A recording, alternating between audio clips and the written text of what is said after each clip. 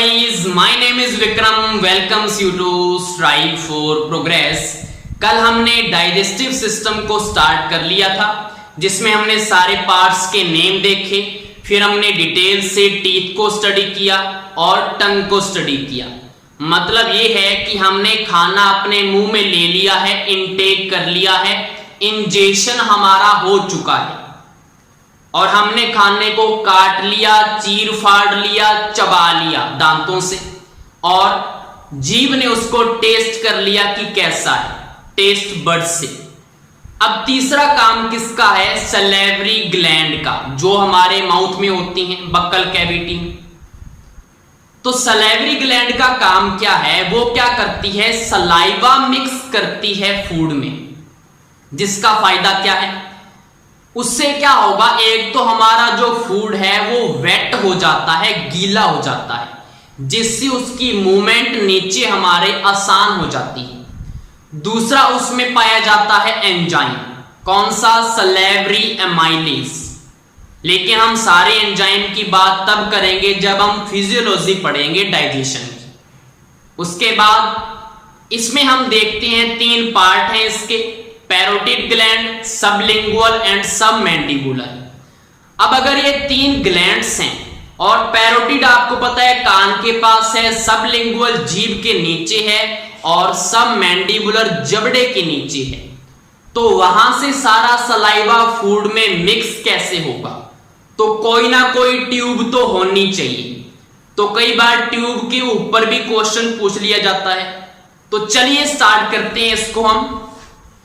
ये मैंने यहां पे 3 ग्लैंड्स के नाम लिखे हुए हैं। सबसे पहले तो मैं आपको बता दूं कि सबसे बड़ी सलेवरी ग्लैंड अगर आपसे पूछ लिया जाए तो उसका आंसर होगा पैरोटिड ग्लैंड।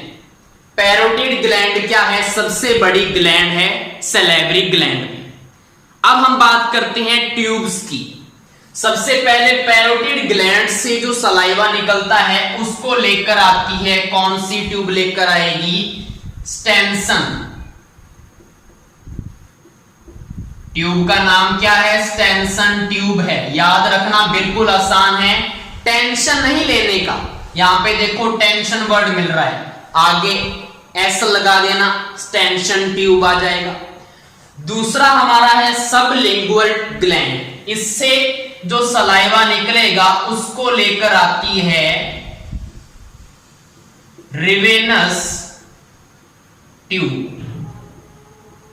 इसको कौन सी ट्यूब लेकर आएगी? रिवेनस ट्यूब लेकर आएगी। तीसरा है सबमैंडिबुलर ग्लैंड। इसका सिक्रीशन कौन सी ट्यूब लेकर आएगी? वाहर्टन्स ट्यूब। इन तीनों ट्यूब का नाम आपने याद रखना है। वाहर्टन्स ट्यूब किस में आएगी? इसमें आएगी। ये तो हमारी थी सलेवरी ग्लैंड, इसने सलाइवा मिक्स कर दिया हमारे फूड में। अब हमारा फूड जो है वो यहां पे पड़ा हुआ है। ये क्या पार्ट था? कौन सा पार्ट था? ये मैंने बताया था आपको, फेरिंग्स। फेरिंग्स कॉमन पाथ होता है हमारा किस किस का? हमारी जो विंड पाइप जा रही है और यहां पे जो फूड पाइप जा रही है, इसोफेगस, दोनों का कॉमन पाथ है। यहां पे हमारा खाना पड़ा हुआ है। अब क्या जरूरी है इसको ये फूड पाइप में ही जाएगा? नहीं जरूरी। किस में जा सकता है? विंड पाइप में भी तो जा सकता है। तो विंड पाइप के ऊपर मैंने यहां पे बताया था आपको, लैरिंक्स के ऊपर लगा होता है एपिग्लोटिस, और मैंने ये आपको ऊपर जो लटकती हुई चीज बताई थी, ये क्या थी? यूवुला। अब मैं दोनों के यहां पे फंक्शन बता रहा हूं आपको। कई बार क्या होता है, हम खाना खा रहे होते हैं और साथ के साथ बोलने लग जाते हैं। बोलने से क्या होता है? बोला कैसे जाता है? लंग्स से हमारे नीचे से हवा आती है, एयर आती है, और जो लैरिंक्स के ऊपर हमारा वोकल कॉर्ड लगा होता है, ये वाला, ये हमारा वोकल कॉर्ड है, जो यहां पे हार्ड सा पार्ट है। इसको टच करके देखो, यहां पे वाइब्रेशंस हो रही हैं। जब आप बोल रही हैं वाइब्रेशंस होंगी। वाइब्रेशन कैसे प्रोड्यूस होती हैं? यहां पे वोकल कॉर्ड में क्या है? स्लिट्स लगी हुई हैं। स्लिट का मतलब नैरो सा क्या है? पतला सा रास्ता है। उसमें से जब हवा नीचे से गुजरती है तो वहां पे वाइब्रेशन होती है और वाइब्रेशन से साउंड प्रोड्यूस होता है, अगर आपने पढ़ा। तो जब बोलेंगे तो मतलब हमारे नीचे से एक हवा आएगी और उस एयर की वजह से ये एपिग्लोटिस क्या हो जाता है, यहां से हट जाता है, ओपन हो जाता है, ये ढक्कन इसका ओपन हो गया। तो विंड पाइप जो है वो क्या है, उसमें से आ सकता है कुछ ना कुछ, ऊपर से नीचे गिर सकता है या नहीं, बिल्कुल। तो खाते टाइम पे अगर ये हम बोलने लग गए तो ये हो जाएगा ओपन। तो ये खाना किधर जा सकता है, विंड पाइप में जा सकता है और हमारे लंग्स जो हैं वो डैमेज हो सकते हैं। लंग्स में थोड़ी हमने खाना वगैरह पानी वगैरह इकट्ठा करना है। तो एपिग्लोटिस का यही काम है, जब हम खाना खा रहे होते हैं तो ये जो ढक्कन है वो बंद हो जाता है। सिर्फ तब रिस्क होता है जब हम खाना खाते वक्त बोलते हैं, तब ये खुलता है, वरना ये बंद कर देता है जब हम खाना खाते हैं ये वाला ढक्कन, क्योंकि पीछे से खाना आएगा, ये ढक्कन ऐसे खुला होता है, विंड पाइप को ऐसे कवर कर लेता है। समझ में आ गया इसका फंक्शन। लेकिन आप बोलेंगे सर अगर हम बोल रहे होते हैं तो खाना चला जाए तो क्या होगा? तो इसके लिए मैं आपको और चीज बताता हूं। आपने देखा होगा जब आप पानी पी रहे होते हैं, खाना खा रहे होते हैं और साथ में बोलने लगते हैं तो आपको एकदम से खांसी आती है। करके देखना ये चीज, खांसी आएगी। खांसी कहां से आई? खांसी आई हमारी लंग्स से। लंग्स में से नीचे से प्रेशर ऊपर की तरफ आता है जब हमारी विंड पाइप में कोई पार्टिकल चला जाता है, तो लंग्स से ऊपर की तरफ प्रेशर आएगा उसको बाहर निकालने के लिए। और वो जो प्रेशर है, वो जो प्रेशर हमें ऊपर की तरफ दिखता है, हम जोर से खांसते हैं, वही प्रेशर है, वो फूड पार्टिकल को वापस बाहर निकाल देता है। क्लियर? ये चीज हो गई है हमारी। अब एपिग्लोटिस का फंक्शन पता लग गया कि क्या करेगा, ये विंड पाइप को कवर करेगा। अब आप बोलेंगे सर फिर ये ऊपर वाले का काम क्या है? ऊपर वाले का काम ये है कि अगर नीचे वाला पानी या जो छोटा सा फूड पार्टिकल है, क्या पता वो जब ये खांसी आएगी, एपिग्लोटिस तो ओपन होगा खांसी की वजह से, क्योंकि बाहर निकालना है फूड पार्टिकल या पानी, तो क्या पता वो पानी इधर जाने की बजाय ऊपर चढ़ जाए, हमारे नाक में आ जाए पानी वगैरह, या फूड पार्टिकल हमारे नाक में फंस जाए तो क्या होगा? तो भी खतरा हो सकता है, नाक बंद हो सकता है हमारा। तो यहां पे जो यूवुला है, जब भी खाना यहां से ऐसे क्रॉस करता है तो यूवुला यहां पे ऐसे पड़ा होता है, ये भी ऐसे कर लेता है। मतलब हमारे जो नाक के ये नॉस्ट्रिल है ना, बाहर अंदर की तरफ भी दो ऐसे नॉस्ट्रिल होते हैं, उसके ऊपर ऐसे करके ये बंद कर देता है उन नॉस्ट्रिल को। जब भी खाना ऐसे करके यहां से गुजरेगा, ये इसको क्या करेगा, ऐसे करके बंद कर देगा हमारे अंदर वाले नॉस्ट्रिल को, ताकि अगर बोलते वक्त खाना भी खा रहे हैं, अगर ऊपर खांसी आई तो ऐसा ना हो कि ये सारा पानी खाना कहां पे चला जाए, हमारे नाक में चला जाए। तो यूवुला का फंक्शन ये है। तो यहां पे हमारा ये मैंने टॉपिक भी लिखा हुआ था कि क्या डिस्कस करना है हमने, यूवुला का फंक्शन और एपिग्लोटिस का फंक्शन, दोनों का पता लग गया। अब आपको पता है कि खाना कहां पे जाएगा, सीधा फूड पाइप में जाएगा, इसोफेगस में। तो हमारा यहाँ पे खाना जो है ये ढक्कन बंद है, ऊपर वाला जो है नॉस्ट्रिल वो भी बंद कर दिया यूवुला ने। अब खाना यहां से ऐसे जा रहा है। अब इसोफेगस में एंट्री हो चुकी है खाने की, जिसमें हमारा सलाइवा भी मिक्स हो गया, उसके ऊपर जो एंजाइम ने काम करना था वो भी कर दिया। अब यहां पे इसोफेगस में कौन सी मूवमेंट होती है, अगर आपको ये पता हो, ये क्वेश्चन पूछा जाता है। इसमें जो मूवमेंट होती है उसका नाम है पेरिस्टाल्टिक। जो इसोफेगस है उसमें जो मूवमेंट होती है वो होती है पेरिस्टाल्टिक मूवमेंट। ये पेरिस्टाल्टिक मूवमेंट क्या है? तो पेरिस्टाल्टिक मूवमेंट ये है कि ये हमारी जो पाइप है ना, फूड पाइप या इसोफेगस, ऐसे नहीं है कि बिल्कुल सीधी पाइप है, ऊपर से खाना आया बिल्कुल थपाक थक के नीचे स्टमक में चला गया, ऐसी पाइप नहीं है ये थोड़े अलग टाइप की पाइप है। थोड़ी ऐसी पाइप है जिसमें कॉन्ट्रैक्शन और रिलैक्सेशन, कॉन्ट्रैक्शन रिलैक्सेशन, ऐसी मूवमेंट है ये। ऐसी वाली पाइप है जो कॉन्ट्रैक्ट भी हो जाए और रिलैक्स भी हो जाए। तो हमारा जो फूड है, जब इसमें से, जैसे ये हमारी क्या है, वो पाइप है, फूड जब ऐसे जाएगा तो यहां पे क्या होगा, यहां पे तो फूड की, जहां पे फूड पड़ा हुआ है वहां पे तो रिलैक्स होगा, लेकिन ऊपर वाली पाइप में क्या होगा, कॉन्ट्रैक्शन। देखो अगर मैं इसको कॉन्ट्रैक्शन करूं तो ऊपर से एक प्रकार का प्रेशर लगेगा इस फूड के ऊपर, और ये फूड क्या करेगा, नीचे की तरफ मूव करेगा, नीचे की तरफ मूव कर गया। अब यहां पे क्या होगा, जहां पे पहले रिलैक्सेशन थी, जहां पे फूड पड़ा हुआ था, अब यहां पे कॉन्ट्रैक्शन होने लग गया और ये हमारा क्या है, रिलैक्स मोड पे है। अब यहां पे कॉन्ट्रैक्शन की वजह से फिर इसके ऊपर क्या लगेगा, प्रेशर, और ये यहां से नीचे फिर चला गया। ये मूवमेंट है, ये कॉन्ट्रैक्शन रिलैक्सेशन, कॉन्ट्रैक्शन रिलैक्सेशन। आप बोलेंगे सर इसका क्या फायदा है, सीधी पाइप लगा लेते, सीधा थपाक करके नीचे हमारा स्टमक में खाना आ जाता। लेकिन उसका एक क्या खतरा था, अगर सीधी पाइप होती, अगर सीधी पाइप होती, मतलब आप बोल रहे हैं कि सर ग्रेविटी की वजह से खाना नीचे आ जाता तो क्या दिक्कत थी। लेकिन अगर आप यहां पे तो आप खड़े हुए हैं, अगर आप लेटे हुए हैं और कुछ ना कुछ खा रहे हैं, आप खाते भी हैं, कोई भुजिया वगैरह खाते हैं या कुछ भी खाते हैं, लेट कर खाते हैं, आप सहारा लेकर बेड का खाते हैं या नहीं खाते, खाते हैं ना, तो जरूरी है वहां पे ग्रेविटी फॉलो करेगी। हमारी जो फूड पाइप है फिर वो तो हॉरिजॉन्टल पे आ गई है, वर्टिकल तो नहीं है, जब हम लेटे हुए हैं तो खाना आगे कैसे जाएगा।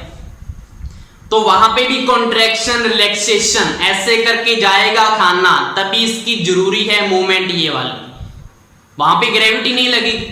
और आपने ये भी देखा होगा जब हम ऊपर मतलब ऊपर किसी टहनी के ऊपर लटके हुए होते हैं, तब भी अगर हम खाना खा लें कुछ ना कुछ, फिर भी वो ऊपर की तरफ, स्टमक की तरफ जाएगा, समझे। अगर हमने सिर को नीचे कर लिया और अपनी टांगों को किसी टहनी के ऊपर लटका के रखा हुआ है, तब भी अगर हम खाएंगे फिर भी वो स्टमक में जाएगा, ना कि आपके मुंह से ही बाहर आ जाएगा। ऐसा कभी हुआ है? नहीं हुआ। फिर वो तो ग्रेविटी के अपोजिट चला गया, फिर तो हमारा जो लॉ है वही खत्म हो गया, ग्रेविटी वाला। अगर वैसी पाइप होती तो खाना ऊपर की बजाय सीधा नीचे चला जाता, लेकिन ऐसा नहीं होता इसी मूवमेंट की वजह से। तो ये मूवमेंट हमारे लिए जरूरी है। तो ये हमारा हो गया इसोफेगस, इसमें और कुछ नहीं होता, ये मूवमेंट को ध्यान रखना। नेक्स्ट आपको पता है इसोफेगस के बाद ये हमारा क्या आता है, स्टमक। तो स्टमक में खाना पहुंच चुका है, हमारा स्टमक में खाना चला गया। अब स्टमक एक प्रकार का क्या है, जे शेप की स्ट्रक्चर है, जैसे जे होता है ना हमारा, ऐसे ये देखो जे शेप की ये स्ट्रक्चर है, जिसमें 4 पोर्शन होते हैं, मैंने बताए भी थे। एक होता है इसमें कार्डिया, जो कार्डिया होता है हमारा वो तो होता है हार्ट की साइड में, जिस तरफ हमारा क्या होता है, हार्ट होता है। अगर हम बात करें ये वाले पोर्शन की, सबसे ऊपर वाला पोर्शन होता है फंडस, मतलब हमारा जो खाना है सबसे पहले किस में आता है, फंडस वाले पोर्शन में। और उसके बाद जो ये बीच वाला सबसे बड़ा वाला पार्ट है, इसको बोलते हैं बॉडी। बॉडी में खाना काफी टाइम तक पड़ा रहता है, 3-4 घंटे तक। और इसके बाद लास्ट वाला पार्ट होता है पाइलोरस। क्लियर। अब यहां पे अगर नीचे एक बार खाना नीचे स्टमक में आ गया, तो यहां पे एक स्फिंक्टर लगा होता है। स्फिंक्टर क्या होता है, इसकी भी हमारी बॉडी में जरूरत होती है, स्फिंक्टर की। स्फिंक्टर क्या करते हैं, जब भी अगर ऊपर से कोई चीज नीचे आ गई तो ये अपना ढक्कन बंद कर लेते हैं, वापस नीचे से ऊपर खाना नहीं जाएगा। एक बार अगर स्टमक के फंडस में आ गए तो यहां पे क्या लगा होता है, एक स्फिंक्टर लगा होता है। क्लियर। तो हमारे फंडस में खाना आ चुका है। अब अगर हम स्टमक की बात करें तो इसकी जो लेयर होती है अंदर वाली, वो मोटी लेयर होती है, जिसमें म्यूकस की लाइनिंग होती है। म्यूकस का फायदा क्या है, हमारे स्टमक में से गैस्ट्रिक ग्लैंड में से कुछ एंजाइम वगैरह, हाइड्रोक्लोरिक एसिड, ऐसी चीजें निकलती हैं, जिससे हमारे स्टमक को कौन बचाता है, म्यूकस की लाइनिंग। जो हमारे स्टमक के अंदर की तरफ ये लाइनिंग होती है, ये किसकी होती है, म्यूकस की। तो यहां पे मैं आपको ये बता रहा हूं सिर्फ, कि यहाँ पे जो होगा गैस्ट्रिक ग्लैंड होती हैं हमारे स्टमक के अंदर। कौन सी ग्लैंड आएंगी? Gastric gland. मैंने पहले बोल दिया आपको, एंजाइम की बात सबसे लास्ट करेंगे। अब गैस्ट्रिक ग्लैंड में क्या क्या चीज होती है? एक तो यहाँ पे हाइड्रोक्लोरिक एसिड होगा और दूसरा यहाँ पे एक एंजाइम होगा जिसकी मैं बात करता हूं पेप्सिन। पेप्सिन एंजाइम की बात करेंगे, ठीक है। और म्यूकस का मैंने बता दिया क्या करता है, HCl वगैरह से इसको प्रोटेक्ट करेगा, क्योंकि हाइड्रोक्लोरिक एसिड एक प्रकार का तेजाब है। अगर उस एसिड से हमारा ये सारा स्टमक ही डैमेज हो जाए तो क्या होगा? ठीक है, तो ये चीज होती है। और आपने ये भी देखा होगा कई बार एसिडिटी हो जाती है हमारे अंदर, तो हमारे अंदर थोड़ा पेन सा होने लग जाता है। क्यों होता है? एसिडिटी का मतलब हमारे अंदर ज्यादा एसिड बन चुका है। हमने ऐसी फूड खा लिए जिससे एसिड ज्यादा बन गया, जिससे हमारे जो पेट है ना, स्टमक, इसके ऊपर थोड़ा थोड़ा सा वो उसको डैमेज करना स्टार्ट करता है। अंदर से थोड़ा थोड़ा खाना सा स्टार्ट करता है, हमारा अंदर से जलन सी होती है इसी एसिड की वजह से, HCl की वजह से। ठीक है, तो ये हमारा हो गया यहां पे स्टमक के बाद हम बात करेंगे लिवर की।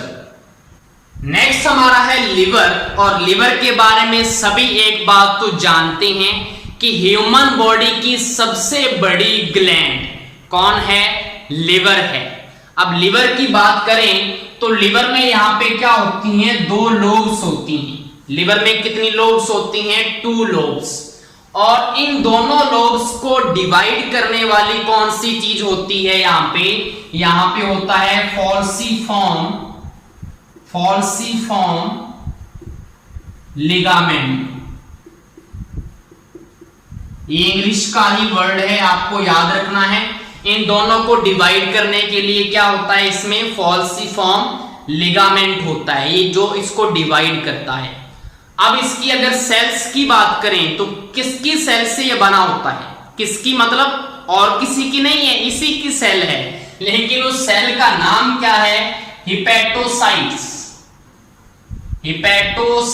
कहीं पे भी वर्ड आ जाए हिपैटो तो उसका सीधा रिलेशन किससे होगा? लिवर से होगा। तो यहां पे हिपैटोसाइट सेल्स आपको ध्यान रखना है। हिपैटोसाइट सेल से क्या बना है? लिवर बना है। इसके 2 लोब्स हैं जिसको फॉल्सीफॉर्म लिगामेंट से डिवाइड किया हुआ है।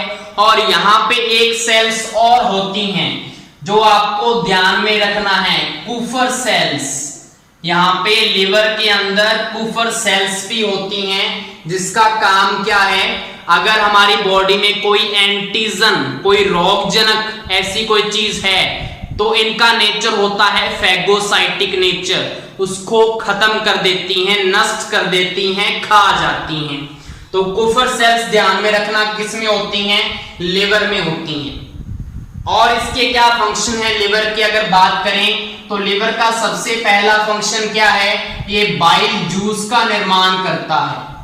बाइल जूस की क्या करेगा? ये फॉर्मेशन करेगा, सिंथेसिस करेगा, पहला काम। दूसरा काम क्या करता है? ये डीअमोनिएटिक। इसका मतलब क्या है? हमारे फूड में जो भी हम यहाँ पे अमीनो अम्ल बनता है, एमिनो एसिड बनेगा जो एंड में हमारे फूड में, हमारे डाइजेशन के बाद, वहां पे उसमें अमोनिया होता है। अमोनिया कौन सा ग्रुप? ये वाला NH2 उसमें प्रेजेंट होता है, जो कि टॉक्सिक नेचर का होता है, हमारे लिए अच्छा नहीं है, जहरीला है, स्टोर नहीं कर सकते। तो इस NH2 को यहां से रिमूव करके लिवर क्या बना देता है? इसका यूरिया बना देता है। और इस यूरिया को ब्लड में मिक्स करते हैं, और ब्लड आपको पता है किडनी के पास जाता है फिल्टर होने के लिए, वहां से यूरिया बाहर, और हम उसको यूरिन के फॉर्म में बाहर निकाल देते हैं। कौन करता है ये चीज? यूरिया कौन बनाता है? यही लिवर। इसको बोलते हैं डीअमीनियोटिक या विअमीनीकरण, हिंदी में अगर बात करें, लिवर का फंक्शन है। तीसरी अगर बात करें, यहां पे हिपैरिन का निर्माण भी होता है, हिपैरिन की फॉर्मेशन। अब आप बोलेंगे सर हिपेरिन का क्या लेना देना। हिपेरिन हमारे लिए जरूरी है हमारे ब्लड में होने के लिए, क्योंकि आपको पता है हमारी जो ब्लड वेसल्स हैं उसमें क्या बह रहा है, ब्लड बह रहा है। इस ब्लड की क्लॉटिंग होने से कौन रोकता है, हिपेरिन। ये जो हिपेरिन है ब्लड की क्लॉटिंग होने से रोकता है। हमारे अंदर जब कोई भी चोट नहीं लगी हुई, हमारे अंदर जो ब्लड बह रहा है क्या पता वो क्लॉट हो जाए, तो उससे क्लॉट होने से कौन बचाएगा, हिपेरिन। और हिपेरिन की जो फॉर्मेशन है वो भी कौन करता है, लिवर। क्लियर। उसके बाद अगर हम बात करें प्रोथ्रोम्बिन, ये सारे इंग्लिश के वर्ड हैं, जस्ट मैं आपको हिंदी में लिख रहा हूं यहां पे। प्रोथ्रोम्बिन की फॉर्मेशन भी यही करेगा। अब आप बोलेंगे सर ये क्या चीज है प्रोथ्रोम्बिन। तो अगर हमें कहीं पे कट लग जाए, चोट लग जाए, तो वहां से ब्लड बहना स्टार्ट हो जाता है, तो वहां पे क्लॉटिंग में कौन सहायक होता है, क्लॉटिंग में कौन हेल्प करेगा, वहां पे प्रोथ्रोम्बिन। फॉर्मेशन कौन करता है, यही लिवर। तो यहां पे देखो इतनी अच्छी फॉर्मेशन कर रहा है। दूसरा आपको ये तो पता ही है कि ये क्या करता है, डिटॉक्सिफिकेशन। मतलब अगर कोई भी जहर हमने पी लिया, कुछ भी ऐसा किया, उस जहर को कम करने के लिए, अब अगर आपने सीधा जहर ही पी लिया वो तो अलग बात है, हम बात करते हैं यहाँ पे अल्कोहल की, शराब की। तो आपको पता है लिवर क्या करता है, डिटॉक्सिफिकेशन, उस जहर को कम करता है हमारे अंदर। ठीक है, ये डिटॉक्सिफिकेशन का हो गया। प्रोथ्रोम्बिन फॉर्मेशन, हिपेरिन फॉर्मेशन, डीएमिनियोटिक, और उसके बाद बाइल जूस। हमारे काम का तो बाइल जूस है, लेकिन लिवर का आपको पता होना चाहिए क्या क्या करता है। क्लियर। अब उसके बाद अगर हम बात करें नेक्स्ट, यहाँ पे लिवर के नीचे एक लगा होता है गॉल ब्लैडर। अगर हम बात करें गॉल ब्लैडर की, तो इसका क्या काम है, इसका कुछ भी काम नहीं है। ये एक प्रकार का छोटा सा थैला, मान लो छोटा सा बैग है, जो यहाँ पे लिवर क्या करेगा, बाइल जूस की फॉर्मेशन करेगा। उसको स्टोर कौन करता है, गॉल ब्लैडर। तो सिर्फ इसका फंक्शन क्या है, स्टोर करने का, और कोई फंक्शन नहीं है इसका। उसके बाद आपको पता है यहाँ पे कॉमन बाइल डक्ट है, मतलब यहां से जो बाइल आएगा सीधा किस में चला जाएगा, स्मॉल इंटेस्टाइन का कौन सा पार्ट है, ये ड्यूडीनम, ड्यूडीनम वाले पार्ट में ये चला जाएगा। ये हमारा यहाँ पे लिवर कंप्लीट होता है। उसके बाद अगर हम बात करें पैनक्रियाज की, तो पैनक्रियाज क्या है, पैनक्रियाज आपको पता है हमारे बॉडी में मिक्स्ड ग्लैंड है, जो एंडोक्राइन ग्लैंड भी है और एक्सोक्राइन ग्लैंड भी है। तो सबसे पहले तो आपको पता हो कि पैनक्रियाज हमारी क्या है, एक मिक्स्ड ग्लैंड।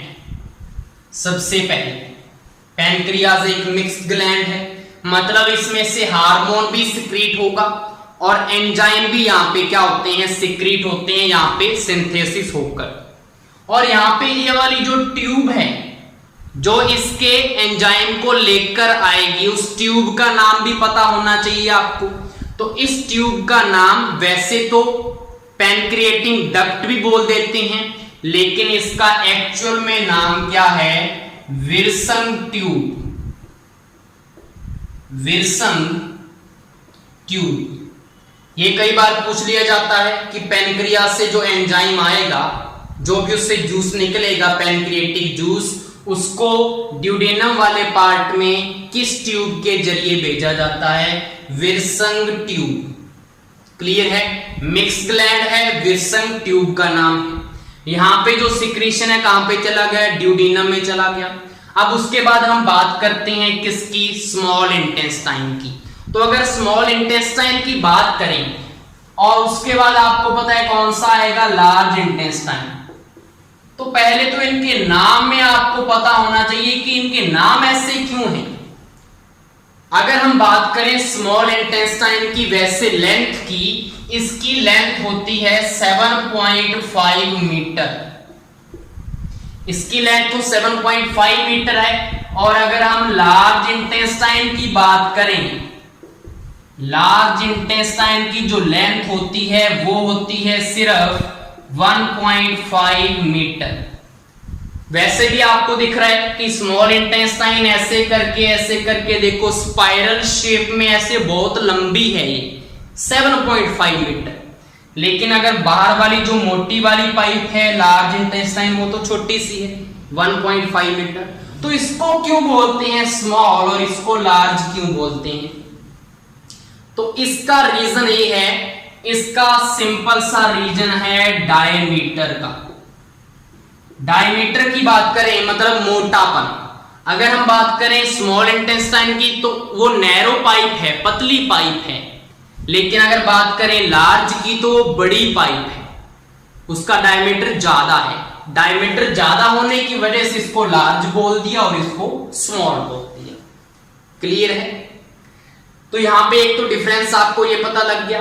अब उसके बाद आपको स्मॉल इंटेस्टाइन में पता होना चाहिए इसकी जो इंटेस्टाइन की जो दीवार है इसमें से इंटेस्टाइनल जूस निकलेगा। और आपको ये भी पता है कि स्मॉल इंटेस्टाइन में क्या होता है, मैक्सिमम डाइजेशन। अगर हम मैक्सिमम डाइजेशन और मैक्सिमम अब्जॉर्प्शन दोनों की बात करें, दोनों ही कहां पे होते हैं, स्मॉल इंटेस्टाइन में। मैक्सिमम डाइजेशन भी यहां पे होगा और अब्जॉर्प्शन भी यहां पे। तो अब्जॉर्ब करने के लिए कुछ चीज यहां पे होनी चाहिए। तो स्मॉल इंटेस्टाइन में ध्यान रखना आप, ऐसी सी स्ट्रक्चर होती है, फिंगर लाइक प्रोजेक्शंस होती हैं स्मॉल इंटेस्टाइन की दीवार में। स्मॉल इंटेस्टाइन की दीवार में ऐसी फिंगर लाइक प्रोजेक्शन होती हैं, फिंगर लाइक, जिसको क्या बोला जाता है, विलाई, जिसको विलाई बोला जाता है। इसका फायदा क्या है विलाई होने का, मैक्सिमम अब्जॉर्प्शन बोला है ना, मतलब सबसे ज्यादा अब्जॉर्प्शन इसी की वजह से होता है। एक तो मैं आपको पाइप ये बना दूं, एक पाइप मैंने ये बनाई सीधी पाइप है और एक पाइप में ऐसी फिंगर लाइक प्रोजेक्शन है। मुझे बताओ मैक्सिमम अब्जॉर्प्शन कहां पे होगा? देखो एक कोई फूड पार्टिकल है, इसको यहां से चलकर यहां तक आना है। कहां तक? ए पॉइंट से लेकर ये वाले बी पॉइंट तक। तो सीधा यहां पे इसको कितना टाइम लगेगा ऐसे जाने में, और यहीं पे ए पॉइंट और बी पॉइंट ऐसी वाली ट्यूब में जाना है उसने। तो यहां पे फूड पार्टिकल चला और यहां पे पहुंचना है। मुझे बताओ किसमें ज्यादा टाइम लगेगा? आप बोलेंगे सर ऊपर वाले में, क्योंकि पहले तो ये ऐसे जाएगा, फिर ये नीचे उतरेगा, फिर ऊपर जाएगा, फिर नीचे, फिर ऊपर, फिर ऐसे करके ऐसे करके ऐसे करके ऐसे करके ऐसे, फिर एंड में पहुंचेगा ना। तो टाइम किसको ज्यादा लग रहा है? फिंगर लाइक प्रोजेक्शन वाली ट्यूब में, जिससे ज्यादा से ज्यादा वो उसको क्या कर लेगी, अब्सॉर्ब कर लेगी फूड पार्टिकल के न्यूट्रिएंट। इसलिए यहां पे क्या होती है, विलाई होती है और इसको मैक्सिमम अब्जॉर्प्शन बोला गया है। ये क्लियर हो गया आपको? नेक्स्ट हम बात करते हैं, यहां पे मैक्सिमम डाइजेशन के बाद हमारा जो फूड पार्टिकल है वो ब्लड में मिक्स कर दिया जाता है, ब्लड से सेल्स के पास जाता है, एनर्जी बन जाती है। लेकिन जो बचा हुआ फूड पार्टिकल है वो दोबारा किस में स्टोर होता है? मैंने पहले भी बताया था, ग्लाइकोजन के रूप में और फैट के रूप में हमारी बॉडी में स्टोर होता है, जिसको बोलते हैं एसिमिलेशन। तो यहां पे हमारा एसिमिलेशन वाला स्टेप भी आ जाएगा। सबसे पहले हमने खाना खाया, इंजेक्शन, फिर मैंने क्या बात की, सलाइवा में क्या होगा, पहले तो थोड़ा सा डाइजेशन होगा, फिर स्टमक में थोड़ा सा डाइजेशन होगा, ऊपर से बाइल जूस आएगा, फैट को तोड़ेंगे, बात करेंगे हम, पैनक्रियास से जूस आएगा, डाइजेशन होगा। मैक्सिमम डाइजेशन सारा कहां पे हो गया? स्मॉल इंटेस्टाइन में। फिर अब्जॉर्प्शन आएगा, यहां पे अब्जॉर्प्शन भी लिख दिया हमने, 3 स्टेप की बात होगी। चौथा एसिमिलेशन की बात मैंने बता दी, और लास्ट में इजेक्शन, अनडाइजेस्टेड फूड को यहां से बाहर निकाला जाएगा एनस के थ्रू। और एनस से पहले क्या होता है, लार्ज इंटेस्टाइन का एक पार्ट होता है रेक्टम। रेक्टम की अगर मैं बात बताऊं तो रेक्टम में हम अनडाइजेस्टेड फूड जो हमारा है, जो फीकल मैटर होता है ना, जो वो वहां पे स्टोर रहता है। अब ऐसे तो है नहीं कि वहां पे होल सीधा खुला होगा। अब यहां पे अगर होल सीधा खुला हुआ है और वहां पे रेक्टम में इतना सारा मटेरियल पड़ा हुआ है, वो तो सीधा ही बाहर आ जाएगा। आप क्लास में बैठे हुए हैं कि आपने सारा कुछ काम कर दिया वहां पे, तो क्या चाहिए यहां पे एनएस के पास हमें कुछ ना कुछ कंट्रोल चाहिए। तो कंट्रोल की बात मैंने क्या बताई थी, कंट्रोल के लिए क्या चीज होती है, स्फिंक्टर। तो यहां पे एक लगा होता है एनल स्फिंक्टर, एनल स्फिंक्टर। यहां पे एक एनल स्फिंक्टर भी होता है जो यहां पे इस वाले ढक्कन को बंद करके रखता है, मतलब हमारा उसके ऊपर कंट्रोल है। सीधा इसका कनेक्शन किसके साथ होता है, ब्रेन के साथ। हम उसको एक्टिवेट करते हैं, ये अपने आप खुल जाता है जब हम वहां पे जाते हैं बाथरूम में, फिर ये खुल जाता है, फिर ये नीचे हम निकाल देते हैं। तो एनल स्फिंक्टर का ध्यान रखना क्या काम है। रेक्टम में हम क्या करते हैं, उसको स्टोर करके रखते हैं, लार्ज इंटेस्टाइन का पार्ट है। उसके पहले आपको पता है, मैंने बताया था कॉलन होता है, कॉलन से पहले सिक्कम होता है, सिक्कम। और यहाँ पे ये किसका पार्ट था, स्मॉल इंटेस्टाइन का, इलियम। ये इलियम था और ये सिक्कम था, ये बताया हुआ है पहले वाली वीडियो में। तो हमने सिर्फ इनके पार्ट को डिटेल से यहाँ पे बताना था कि क्या क्या चीज है। और लास्ट हमारा टॉपिक बचता है यहाँ पे अब हमारा फिजियोलॉजी। अब हम बात करेंगे यहाँ पे डाइजेशन की, कि एंजाइम्स कौन कौन से यहाँ पे काम करेंगे और फाइनल प्रोडक्ट क्या बनेगा। तो सबसे पहले तो आपको ये पता होना चाहिए कि हमारे न्यूट्रिएंट्स कौन कौन से हैं। कार्बोहाइड्रेट, फैट, प्रोटीन, उसके बाद विटामिन एंड मिनरल्स, ये हमारे क्या होते हैं, न्यूट्रिएंट्स होते हैं जो हम खाने में लेते हैं। लेकिन ये इजीली डाइजेस्ट नहीं होते, इनको छोटे छोटे प्रोडक्ट्स में तोड़ना पड़ता है। तो कार्बोहाइड्रेट को हमने फाइनली तोड़ना है ग्लूकोज में, क्लियर है।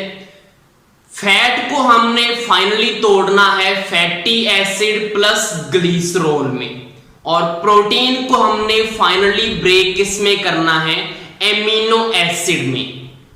और विटामिन मिनरल डायरेक्टली अब्सॉर्ब हो जाते हैं। तो चलिए देखते हैं कैसे ये चीज होगी। तो सबसे पहले हमने बात की थी सलेवरी ग्लैंड की। हमारा जो डाइजेशन है वो यहां से माउथ से ही स्टार्ट हो जाता है। क्वेश्चन पूछ लिया जाता है, माउथ से ही हमारा डाइजेशन स्टार्ट, क्योंकि वहां पे क्या है, सलेवरी ग्लैंड है। और जो कार्बोहाइड्रेट होता है जिसमें स्टार्च होता है या जिसको स्टार्च ही बोलते हैं, तो स्टार्च के ऊपर कौन सा एंजाइम काम करेगा, जो सलेवरी ग्लैंड से निकलेगा, सलेवरी एमाइलेज। और एमाइलेज करेगा क्या, इस स्टार्च को शुगर में कन्वर्ट करेगा। शुगर का मतलब माल्टोज, या क्या आ सकता है यहाँ पे सुक्रोज आ सकता है, या यहाँ पे क्या आ सकता है, लैक्टोज आ सकता है। तो मैंने एक बता दिया माल्टोज। ये हमारा क्या होता है, स्टार्च पॉलीसैकेराइड होता है, और ये हमारा होता है डाइसैकेराइड। तो ये देखो पॉली मतलब मैनी सैकेराइड्स बने थे, उसको हमने तोड़ के दो सैकेराइड वाली क्या बना दिया, एक प्रोडक्ट बना दिया।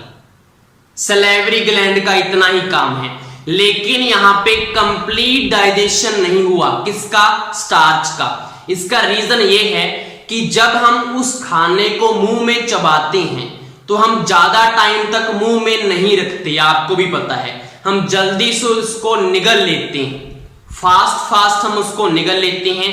तो कंप्लीट डाइजेशन यहां पे नहीं हुआ, किसका, स्टार्च का या कार्बोहाइड्रेट का। उसके बाद हम बात करते हैं, ईसोफेगस में तो कुछ होता नहीं।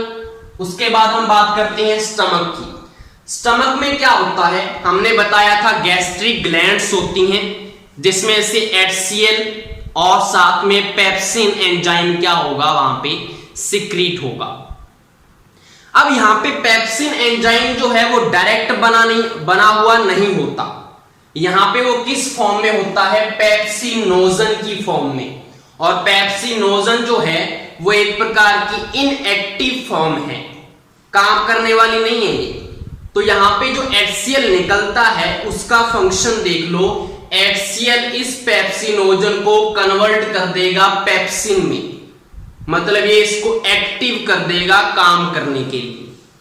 तो पेप्सिन एंजाइम उसके बाद करेगा क्या, पेप्सिन करेगा प्रोटीन के ऊपर वर्क। जो हमारे अंदर प्रोटीन है जो हमने फूड से लिया प्रोटीन, उसके ऊपर पेप्सिन एंजाइम काम करेगा और इसको पेप्टोन में कन्वर्ट कर देगा। पेप्टोन एक प्रकार के क्या हैं, पेप्टाइड्स हैं। तो यहां पे पेप्टोन में कन्वर्ट किया है अभी तक हमने, प्रोटीन को एमिनो एसिड में करना है हमने लास्ट में। तो यहां पे भी कंप्लीट डाइजेशन नहीं हुआ प्रोटीन का। उसके बाद अगर हम बात करें बच्चों में क्या होता है, आपको पता है प्रोटीन बच्चों में होता है कैसीन। यहां पे देखो मैंने लिखा हुआ है कैसीन, ये एक प्रकार का प्रोटीन है जो बच्चों में होता है, ठीक है। और यहां पे इसको ब्रेक करने के लिए हमें क्या चाहिए, रेनिन प्रोटीन चाहिए। ये भी आपने सुना होगा रेनिन प्रोटीन होता है, लेकिन रेनिन भी यहां पे डायरेक्टली यहां पे पड़ा हुआ नहीं होता, ये हमारे अंदर होता है प्रोरेनिन की फॉर्म में, जो कि इनएक्टिव फॉर्म है। इसके ऊपर भी HCl वर्क करेगा और इसको एक्टिव फॉर्म रेनिन में कन्वर्ट करेगा, और फिर रेनिन काम करेगा कैसीन प्रोटीन पे और इसको कन्वर्ट कर देगा पैरा कैसीन में। ये भी एक प्रकार का पेप्टाइड है। तो पैरा कैसीन ये वैसे किसके जैसा होता है, जैसे हमारी दही होती है ना, कर्ड के जैसा होता है पैरा कैसीन। आपने देखा भी होगा बच्चों में, दूध पीने के जस्ट बाद थोड़ा सा वो मुंह में से बाहर निकाल देते हैं दही के जैसा, वो यही है पैरा कैसीन। इतनी जल्दी बन जाता है उनके, जल्दी डाइजेस्ट हो जाता है। लेकिन हमारे अंदर ये नहीं है। अडल्ट के अंदर सिर्फ उसकी जगह HCl ज्यादा बन जाता है। तो हमारे अंदर क्या बनेगा, पेप्टोन्स बनेगा। उसके बाद HCl का और फंक्शन क्या है, HCl एक प्रकार का एसिड है। अगर हमारे फूड में अगर कोई बाहर से कोई जर्म्स वगैरह, बैक्टीरिया वगैरह उसमें फूड में है, तो HCl उसको नष्ट कर देगा, मार देगा। तो ये HCl का काम है स्टमक में। और इन सब से उसको बचाता कौन है, स्टमक को कौन बचाएगा, उसकी अंदर वाली जो लेयर है उसको म्यूकस बचाता है। हमने अभी बात की थी, क्लियर। तो स्टमक में सब कुछ हो गया। उसके बाद हम बात करें लिवर की। तो लिवर में आपको पता है, मैंने बोला था बाइल जूस की फॉर्मेशन होती है, जो स्टोर होता है गॉल ब्लैडर में, और वो उसके बाद कहां पे जाता है, स्मॉल इंटेस्टाइन के ड्यूडेनम वाले पार्ट में जाकर निकलता है। तो स्टमक में से खाना कहां पे चला गया, स्मॉल इंटेस्टाइन में। अब यहां पे मैं आपको एक बात बता दूं, स्टमक में अब वाला जो फूड है इसको क्या बोलते हैं, काइम बोला जाता है। इसको क्या बोला जाता है, मैं यहां पे साइड में लिख देता हूं, कई बार ये पूछ लिया जाता है, काइम, CHYME। जो अभी तक हमारा पाइलोरस वाले पार्ट में जो फूड पड़ा हुआ है वो काइम है, काइम बोलेंगे उसको। ये काइम किस में चला गया, स्मॉल इंटेस्टाइन के ड्यूडेनम वाले पार्ट में। और यहां पे क्या होगा, लीवर से जो ऊपर से बाइल जूस आएगा उसका काम सिर्फ एक है, ये फैट को क्या करता है, इमल्सिफाइड फैट में कन्वर्ट करता है। मतलब क्या है इमल्सिफाइड फैट का, हमारी जो फैट होती है ना, जैसे ऑयल घी वगैरह आपने भी देखा होगा, इसके बड़े बड़े ग्लोब्यूल्स होते हैं। जब इसके ऊपर बाइल जूस पड़ता है तो इसके जो बड़े ग्लोब्यूल्स हैं वो छोटे छोटे ग्लोब्यूल्स में टूट जाते हैं। इसको अगर आप समझें तो आप इसको ऐसे समझ सकते हैं कि अगर आपके पास किसी कंटेनर में यहां पे क्या भरा हुआ है, ऑयल भरा हुआ है। ये क्या है हमारे पास, ऑयल। और ऑयल के ऊपर जब आप पानी की बूंदे यहां पे मारेंगे, यहां पे एक प्रकार का पानी की बूंदे जब मारेंगे तो आपने देखा होगा यहां पे ये छोटी छोटी बूंदे सी अलग सी तैरने लग जाती हैं पानी के ऊपर छोटी छोटी बूंदे से तैरने लग जाती हैं। यही काम कौन कर रहा है, यहां पे बाइल जूस कर रहा है। क्या कर रहा है, बड़े ग्लोब्यूल्स को छोटे छोटे ग्लोब्यूल्स में कर रहा है ताकि फैट का डाइजेशन आसान हो जाए। तो सिर्फ इसने इमल्सिफाइड फैट किया है, इसमें कोई भी एंजाइम प्रेजेंट नहीं होता बाइल जूस में, या लिवर से कोई भी एंजाइम यहां पे नहीं आएगा। उसके बाद हम बात करते हैं पैनक्रियाज की। अब पैनक्रियाज यहां पे जो जूस निकलता है, पैनक्रिएटिक जूस, ये भी कहां पे आएगा, स्मॉल इंटेस्टाइन के ड्यूडेनम वाले पार्ट में, वहां पे आ जाएगा जूस ये। अब इसका काम क्या है, इसको कंप्लीट डाइजेस्टिव जूस भी बोलते हैं, क्योंकि इसमें तीनों चीजें आ जाती हैं। हमने ऊपर क्या बोला था कि स्टार्च का कंप्लीट नहीं हुआ अभी तक डाइजेशन, तो यहां पे दोबारा क्या होता है, स्टार्च के ऊपर काम किया जाता है। पैनक्रिएटिक जूस में एक एंजाइम होता है एमाइलेज, वहां पे भी एमाइलेज है, यहां पे भी एमाइलेज है। तो याद रखना स्टार्च को तोड़ने वाला एंजाइम कौन है, एमाइलेज। अब ये किसको इसमें कन्वर्ट करेगा, डाइसैकेराइड, माल्टोज में कन्वर्ट कर दिया, ठीक है। उसके बाद हमारा यहां पे देखो पेप्टोन बना था, पेप्टोन बना हुआ था। ये जो पेप्टोन है उसी को मैंने प्रोटीन लिखा हुआ है। पेप्टोन एक प्रकार का प्रोटीन का ही है, स्मॉलर पेप्टाइड है। तो यहां पे प्रोटीन के ऊपर काम करेगा पैनक्रिएटिक जूस में दूसरा एंजाइम होता है ट्रिप्सिन, जो किसका डाइजेशन करता है, प्रोटीन का। तो ट्रिप्सिन वर्क करेगा और इसको पेप्टाइड में कन्वर्ट करेगा। ये क्या है, एक प्रकार के स्मॉलर पेप्टाइड है, मतलब बड़ा जो पेप्टाइड था पॉलीपेप्टाइड उसको छोटे पेप्टाइड्स में कन्वर्ट कर दिया। अभी तक अमीनो एसिड नहीं बना, कंप्लीट नहीं हुआ अभी तक भी, यहां पे भी कंप्लीट नहीं हुआ अभी तक भी, हमारा ग्लूकोज नहीं बना अभी तक, मोनोसेक्राइड। नेक्स्ट जो हमारे बाइल जूस ने इमल्सिफाइड फैट बनाई हुई थी उसके ऊपर पैनक्रिएटिक लाइपेज काम करता है। याद रखना फैट को डाइजेस्ट करने वाला एंजाइम लाइपेज है। तो यहां पे पैनक्रिएटिक लाइपेज काम करेगा और इसको इसने कन्वर्ट कर दिया फैटी एसिड प्लस ग्लिसरॉल में। यहां पे ये इसका फाइनल प्रोडक्ट बन चुका है, लेकिन इसका स्मॉल इंटेस्टाइन में भी दोबारा इसके ऊपर एंजाइम पड़ेगा कि थोड़ा बहुत कई बार रह जाता है, तो उसके लिए हमारे पास है कि हम एक्स्ट्रा रखते हैं कि कई बार क्या पता फैट का ना हुआ हो, तो वो स्मॉल इंटेस्टाइन में भी होगा। तो यहां पे ये पैनक्रियाज का काम हो गया, उसके बाद स्मॉल इंटेस्टाइन। अब हमारा यहां पे सारा फाइनल प्रोडक्ट बनेगा, इसलिए इसको मैक्सिमम डाइजेशन वाली पार्ट बोलते हैं। स्मॉल इंटेस्टाइन में होता है मैक्सिमम डाइजेशन। तो यहां पे देखो हमारा जो माल्टोज बना था, ये देखो माल्टोज के ऊपर काम यहां पे होगा जेजुनम वाले पार्ट में। तो माल्टोज के ऊपर स्मॉल इंटेस्टाइन से भी इंटेस्टाइनल जूस निकलता है जिसमें ये सारे क्या होते हैं, एंजाइम होते हैं। तो माल्टोज के ऊपर काम करेगा माल्टेज, बस एज लगाना है, ये इसका एंजाइम है, इतना सिंपल याद करना। माल्टेज, माल्टोज एक डाइसैकेराइड है, तो यहां पे दो प्रोडक्ट निकलेंगे मोनोसेक्राइड के। दो वाली चीज को तोड़ेंगे तो एक प्लस एक ही बनेगा ना, तो यहां पे ग्लूकोज प्लस ग्लूकोज बनता है, ये हमारा फाइनल प्रोडक्ट है ग्लूकोज।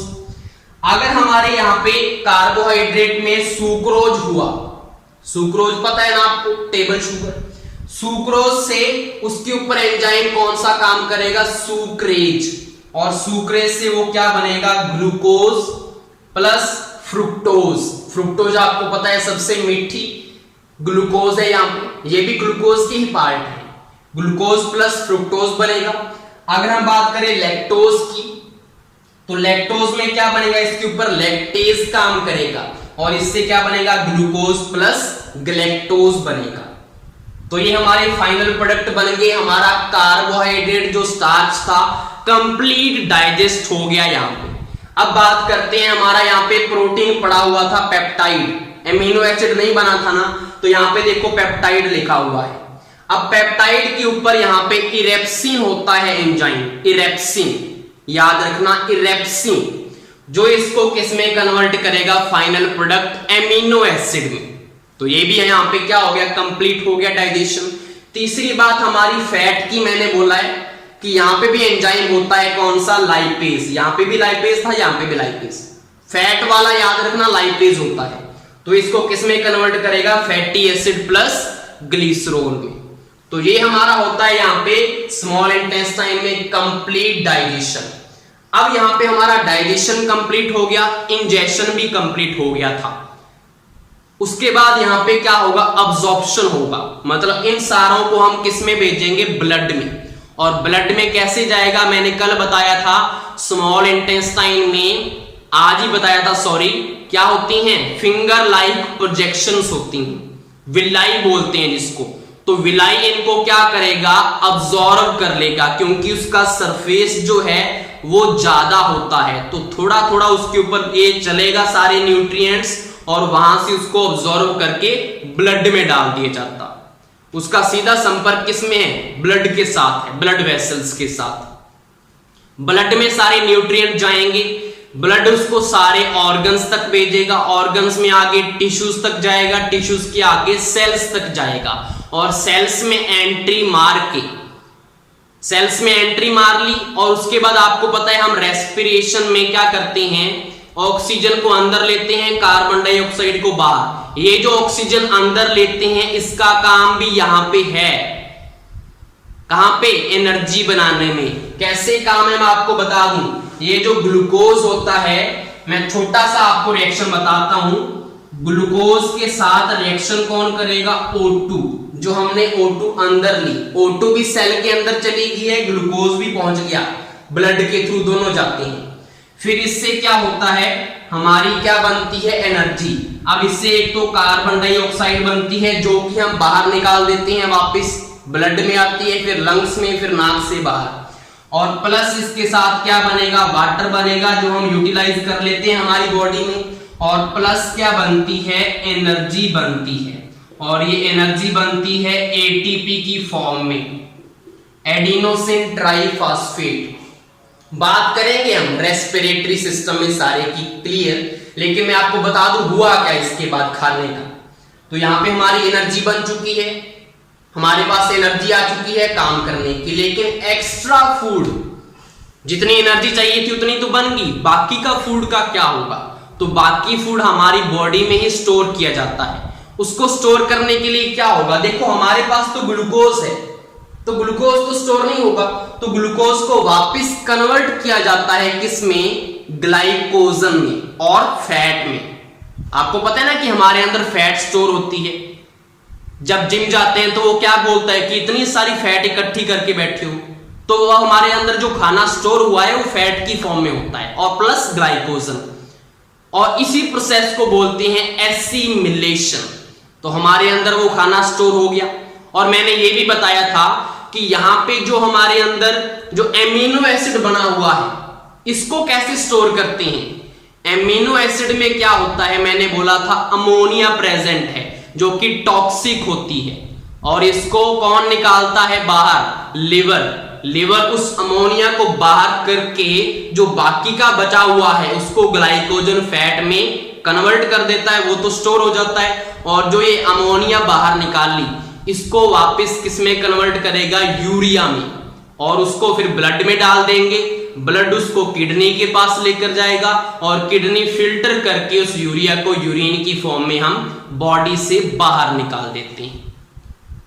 तो ये एसिमिलेशन हो गया सारा। उसके बाद जो बचा हुआ जो है हमारे पास अनडाइजेस्टेड फूड, वो किसमें जाता है? हमारा इलियम से किसमें एंट्री मारेगा? लार्ज इंटेस्टाइन में।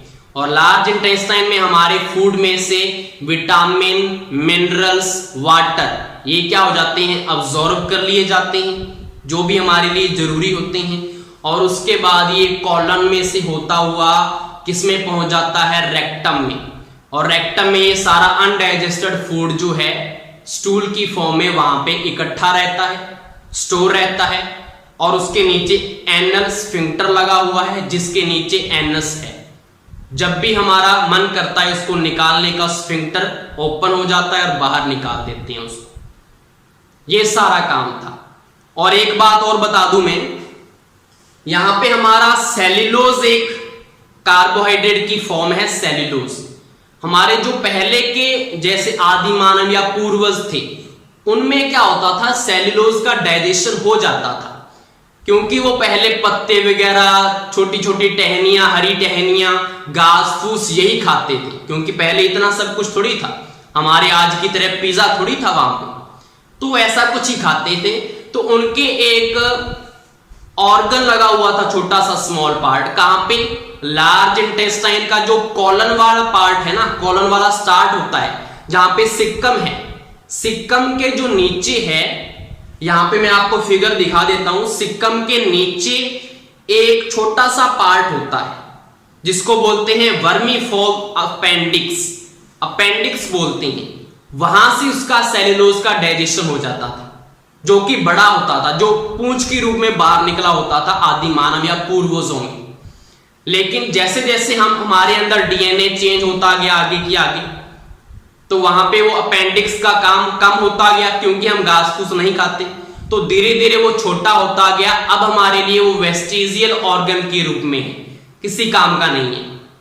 लेकिन कई बार फूड उसमें जाते वक्त फंस जाता है उस छोटी सी पाइप में, और वहां पे पेन होना स्टार्ट हो जाता है, उसमें स्वेलिंग होने लग जाती है, जिसकी वजह से डॉक्टर उसको काट कर अलग कर देते हैं, क्योंकि उसका कोई काम ही नहीं है। हमारी बॉडी सेल्यूलोज हमने खाना नहीं है, किसमें होता है, घास वगैरह में होता है, प्लांट्स में अगर कच्ची चीज अगर खाते हैं हम उसमें होता है, ठीक है।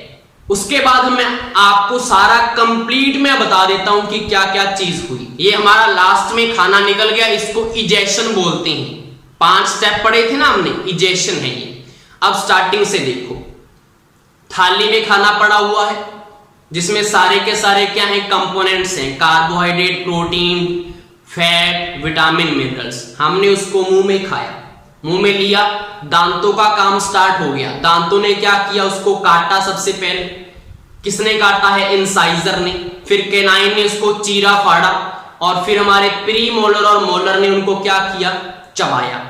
और इसी के साथ टंग ने उसको टेस्ट कर लिया, और टंग उसको क्या कर रही है, उसको इधर उधर भी भेज रही है, टंग का काम भी स्टार्ट हो गया। और साथ में हमारी जो सलेवरी ग्लैंड्स हैं उनमें से सलाइवा निकलना स्टार्ट हुआ, जिसमें हमारा ये एंजाइम भी है, और वो उसको फूड को गीला भी कर रही है। तो यहाँ पे सारा सलाइवा हमारे फूड में मिक्स हो गया। हमारा यहाँ पे स्टार्च का डाइजेशन स्टार्ट हुआ है, कंप्लीट नहीं हुआ एमाइलेज की वजह से। फिर हमारा खाना किस में जाएगा, हमारे इसोफेगस में, जहां पे पेरिस्टाल्टिक मूवमेंट होती है, कंट्रैक्शन, रिलैक्सेशन। फिर वो पहुंचता है स्टमक में, और स्टमक में जो खाना आ जाता है उसके बाद उसके ऊपर स्फिंक्टर बंद हो जाता है, वापस वो इसोफेगस में नहीं जाएगा खाना। और स्टमक में हमारे क्या क्या होते हैं, गैस्ट्रिक ग्लैंड से जूस निकलेगा, उसमें से क्या होता है, HCl होता है, और पेप्सिन, जो कि इनएक्टिव फॉर्म में होता है, मैंने यहां पे बता दिया। इनका सारा का फंक्शन स्टार्ट हो गया। यहां पे हमारा जो प्रोटीन है उसका डाइजेशन करना स्टार्ट हो गया है, ठीक है। उसके बाद 3-4 घंटों के बाद यहां पे खाना किस में एंट्री मारेगा, स्मॉल इंटेस्टाइन के ड्यूडेनम वाले पार्ट में। लेकिन यहां पे भी एक स्फिंक्टर लगा होता है, या वाल्व लगा होता है, जो मैंने बताया था, पाइलोरिक वाल्व। पाइलोरस और ड्यूडेनम के बीच में पाइलोरिक वाल्व है, ताकि सारा खाना इकट्ठा ना चला जाए छोटी वाली पाइप में। अगर सारा खाना इकट्ठा चला गया तो वहां पे पाइप ब्लॉक हो सकती है ना, छोटी सी पाइप है, तो थोड़ा थोड़ा करके जो है स्फिंक्टर वहां पे आगे फूड भेजता है। उसके बाद ऊपर से बाइल जूस का काम स्टार्ट हुआ, फैट को इमल्सिफाइड फैट में कन्वर्ट किया। इधर से पैनक्रिएटिक जूस आ रहा है, जिसको कंप्लीट डाइजेस्टिव जूस बोलते हैं। स्टार्च का भी डाइजेशन करेगा ये, प्रोटीन का भी करेगा, और फैट का भी करेगा। उसके बाद स्मॉल इंटेस्टाइन में हमारे इंटेस्टाइनल जूस आ जाएगा, जिसमें हमारा कंप्लीट डाइजेशन हो जाएगा। सारे यहाँ पे ग्लूकोज बन जाएगा, फैटी एसिड प्लस ग्लिसरॉल बन जाएगा, एमिनो एसिड फाइनल प्रोडक्ट बन जाएंगे। अब यहां से उसके बाद अब्जॉर्प्शन होगा, विलाई से ब्लड में भेज दिया जाएगा, और उसके बाद एसिमिलेशन प्रोसेस होगी, और फिर जो बचा कुचा खाना है वो जाएगा लार्ज इंटेस्टाइन के सिक्कम में। सिक्कम से वो कॉलन में होता हुआ कॉलन में जा रहा है, फिर यहाँ पे रेक्टम में जाकर वो स्टोर हो जाएगा। और इसी के दौरान उसमें से जो विटामिन, मिनरल, साल्ट, वाटर सारे अब्सॉर्ब कर लिए जाते हैं लार्ज इंटेस्टाइन में, और फिर वो एनस से हम बाहर निकाल देते हैं। ये सारा कंप्लीट प्रोसीजर था। और एक मैं आपको बता दूं, जैसे मैंने यहां पे लिखा था कि स्टमक में पाइलोरिक वाले पार्ट में इसको काइम बोलते हैं, स्मॉल इंटेस्टाइन के इलियम वाले पार्ट में फूड को बोला जाता है काइल। फूड को क्या बोला जाता है, काइल बोला जाता है। ये और ध्यान में रख लेना। इसी के साथ हमारा ये सारा टॉपिक कंप्लीट होता है, इसके बाहर कुछ नहीं आने वाला। सारा मैंने बता दिया आपको, जो जो क्वेश्चंस बनते हैं वो भी। Thank you.